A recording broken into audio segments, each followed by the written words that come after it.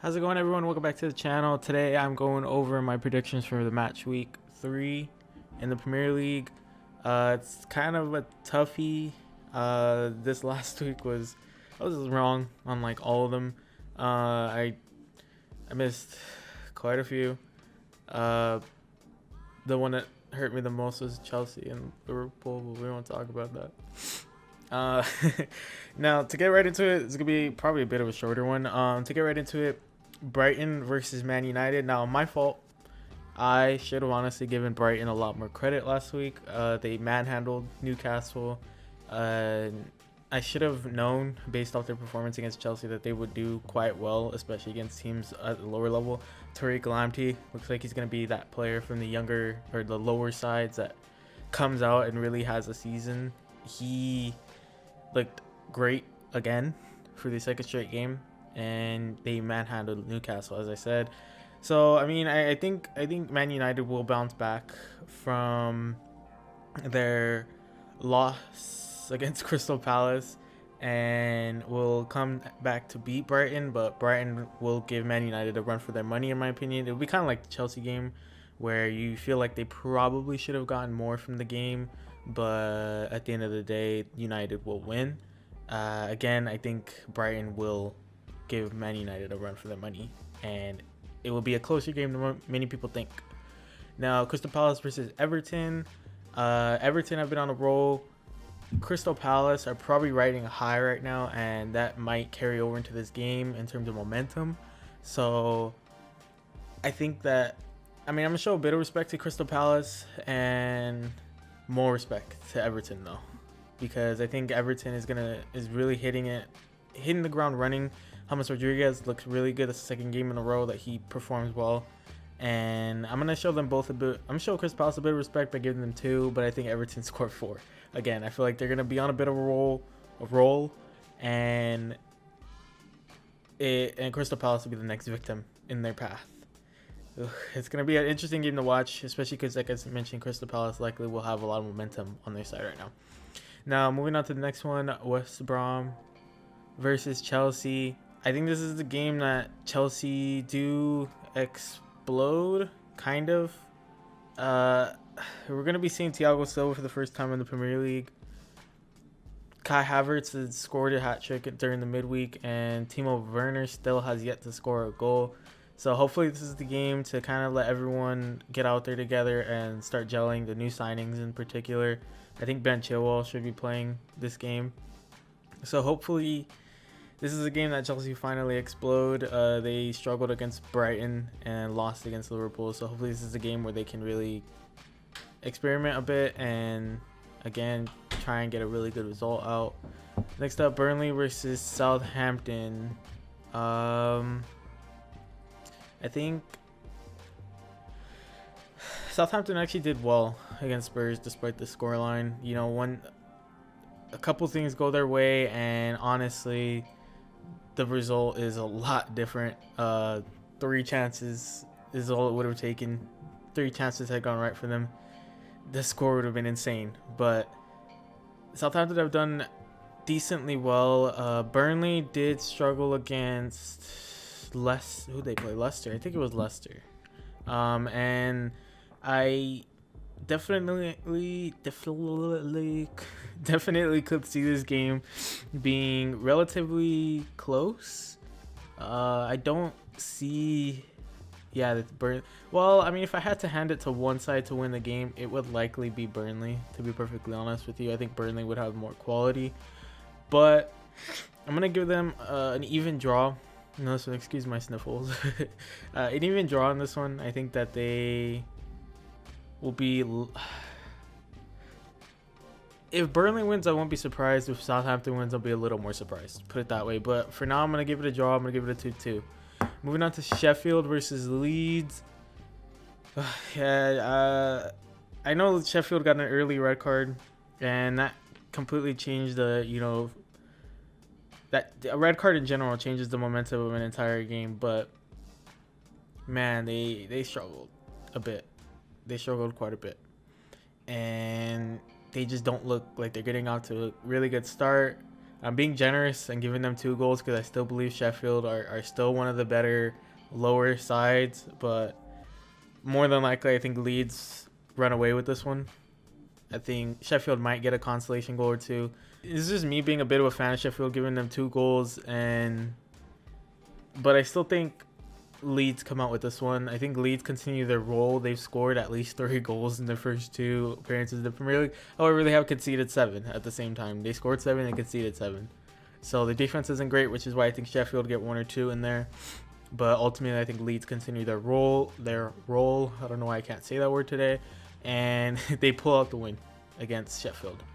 Now moving on, Spurs versus Newcastle. I honestly thought Newcastle would continue their role, but no, no, they got flattened. Simple as that. They got flattened by Brighton. They did not look good at all.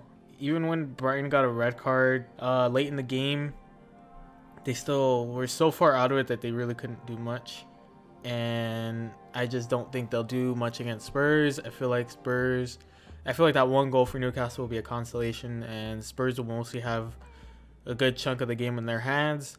Although, based off their performance against West Ham, Newcastle's performance against West Ham, maybe they'll be able to really bring it to Spurs. Maybe the loss was a slap in the face to show that, that win against West Ham wasn't as important as they thought, and they need that wake-up call, pretty much.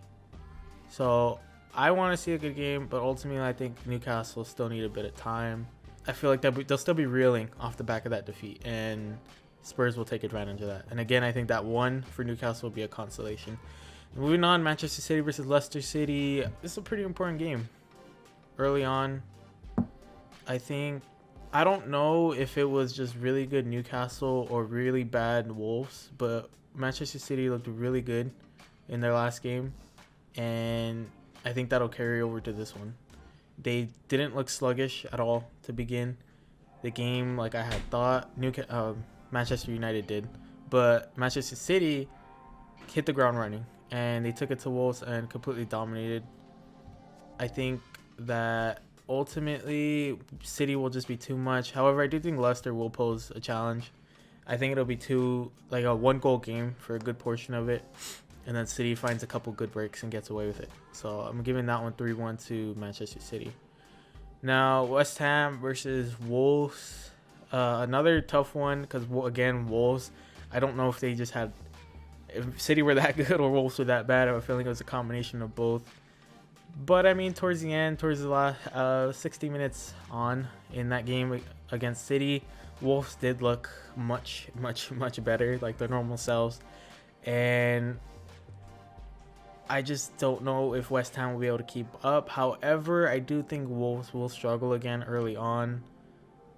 And I mean, West Ham didn't look particularly bad against Arsenal. They actually were quite even.